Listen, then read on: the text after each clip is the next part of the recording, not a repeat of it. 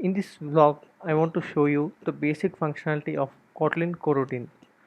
So in my previous vlog, I have shown you the use of live data in fetching the data from API call and updating it into a recycler list view. So in this vlog, I will be showing you how to fetch the data from a remote API. But here we are not using live data, we are using Kotlin coroutine. So Kotlin coroutine is a new Jetpack component provided by Google.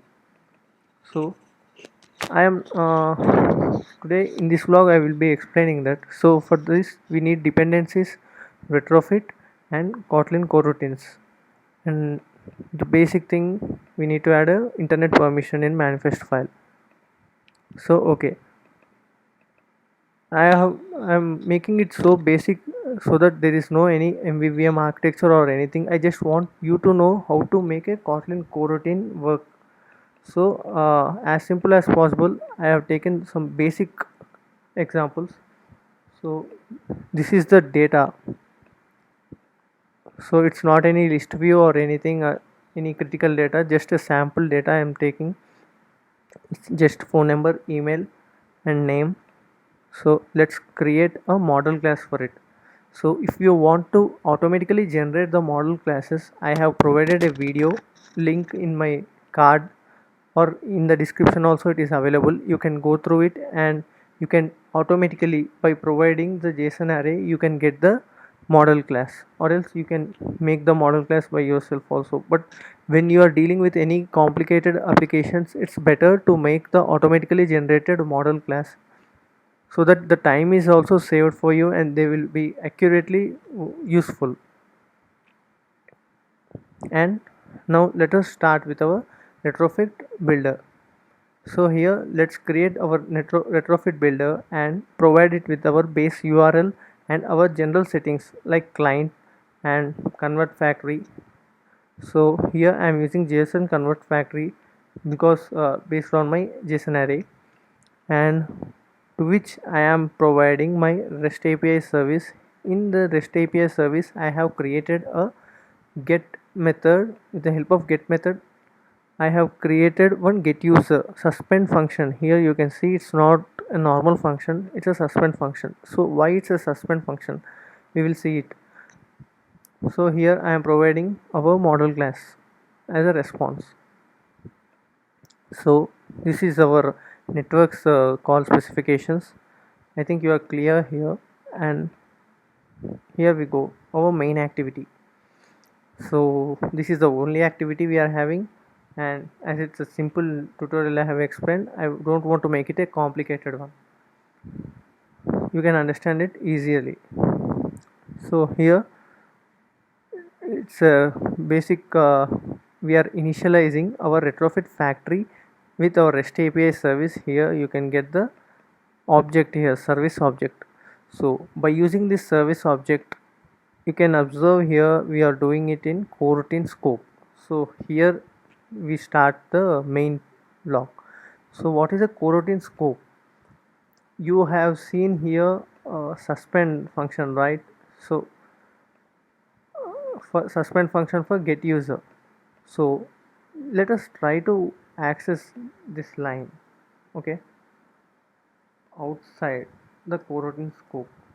You will not be able to handle, because it says that the get user is a suspend function and it can be only called from a coroutine or another suspend function.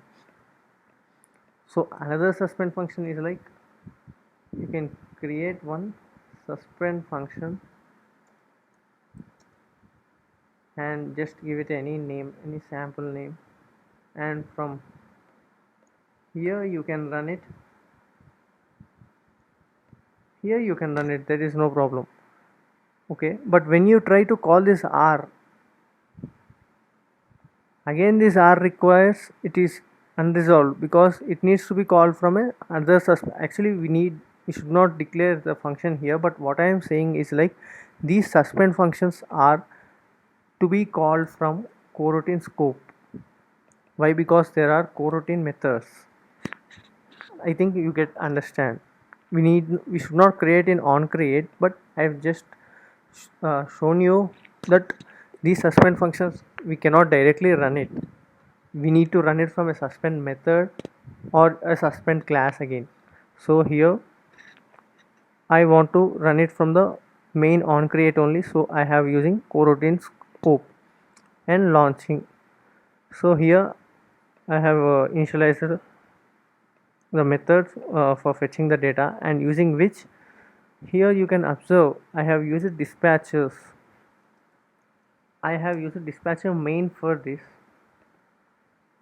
So let us run, and on response successful I am storing the result into our user model here, and from there I am passing it into a set data method. Here you can see the set data method, and the result is here you can see the information we are getting from the API is being applied onto our view. So how this happened? So what is a dispatcher main?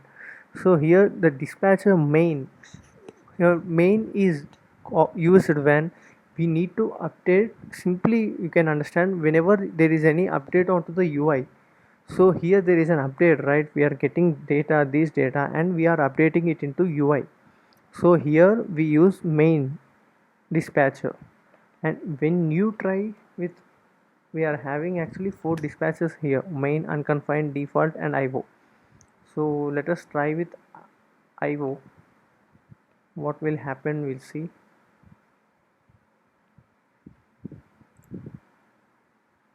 So here you can see the fields are still empty.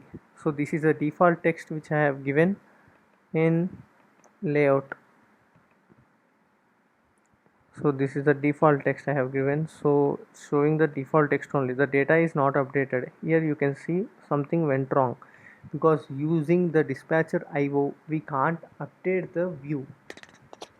So this IO is having some different functionality, like it is used in shared threads, shared pool of threads. We generally use the dispatcher IO. Don't get confused, I will do a separate video vlog on the dispatcher IO functionality. If you want, you can comment it down in the comments. You can let me know if you want to know more details about dispatcher IO. I will do a separate tutorial on that. And there are remaining 2 dispatchers are still remaining, unconfined and default. Let us see the default.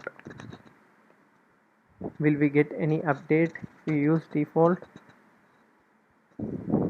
So I think no, default also doesn't work here. So this default is generally used when we are having a use of running concurrent threads. So for example, we are having a task 1 and task 2 to be run concurrently parallelly.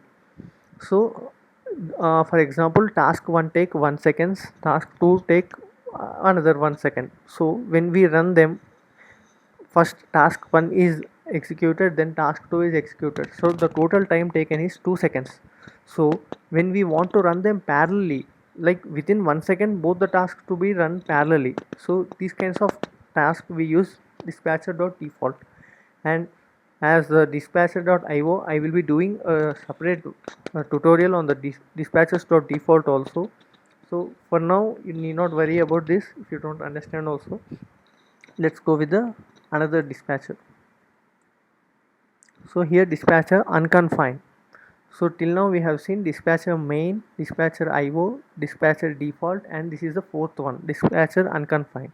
So as the name is suggest unconfined, we are not confining any particular task with this one. For example, in main we are making UI, in IO we are specifying threads, shared pool of threads, and in default we are specifying some concurrency. So here unconfined there is nothing particularly specified.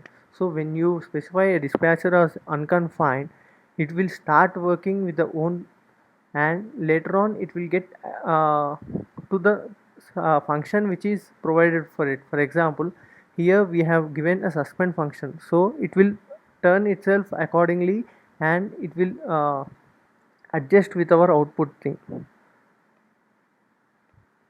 So here we need to update the UI, so that is our task. So when we specify unconfined, it will start with it will not have any task at the time of starting, but by the end it will automatically adjust itself to the function specified. So here we can see the output. Okay, so these are the 4 dispatches. For this example we are using main. So after this, in the response is successful, we are fetching the data, and as I have said, we are passing it to the set data method, and we are setting the text. Here if the operation is failed, we are making a toast. And here this is, we are using synthetic binding here. So directly from layout we are fetching the components and we are setting the data. And if you have not followed my previous vlog on synthetic binding of Kotlin, you can get the video URL in the link in the description and in the card I have provided in the top. So from there you can get to know what is a synthetic binding in Kotlin. It's an easiest way to bind the components. Like generally we use find view by id to initialize the text views and edit text, right? We are avoiding all those code here and directly we are making use of the components here. So here the text name we are getting from here in the id. Now I think you understood. So this is for this vlog, and I want it to be simple just to make you understand what is a Kotlin coroutine. So I have not used any architectures and live data. For live data based tutorial, you can visit my previous vlog. There I have provided MVVM architecture and live data and the usage, and I have fetched the data and passed it and provided it in the recycler list view. So there you can get the detailed explanation for live data and this MVVM architectures. So this is for this video, and if you are having any doubts and if you are having any new, if you want any new tutorials, you can let me know in the comment section. And the code for this project, this tutorial is provided in the link in my description. So for more updates, share, like and subscribe to my channel and hit on the notification bell icon to get the latest updates.